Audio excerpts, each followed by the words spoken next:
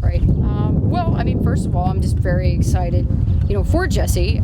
It has been a tough year for him, but, he's very talented and has a lot of experience under his belt. So I think, I'm not too surprised, that he made it, knowing the type of athlete that he is, both mentally and physically, but obviously very excited for him to, finish his, his last, well, hopefully not his last race, but another race at the national championships, in a Binghamton uniform.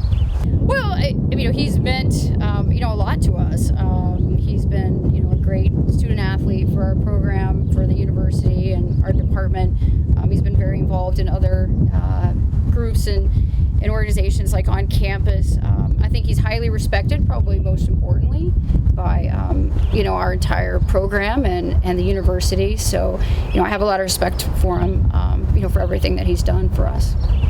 The first thing that comes to mind is just how exciting that it is coming back from, a lot of injuries that I've battled this year. I had foot problems in both legs and just recently a calf injury, which took me out of the America East Championships. So coming into the Eastern meet, like you said, there's a lot of super competitive guys. The East region is definitely, more competitive than the West this year in the 800. So I felt a lot of pressure going into it for sure, just trying to get back to where I was at last year, and got through the prelims fine and got through the finals by the skin of my teeth. So I'm just really, really excited to have clinched the last qualifying spot, be going back. Going into the regional preliminaries, that first race there, I was a little nervous because the last time I tried to race, I had to drop out. And so going into this, it was a little bit of a mental test for me, for sure. Just, going into it, worrying a little bit about whether or not my leg was going to cramp up again or something awful like that. But I held up fine, finished second, and, kept on advancing there.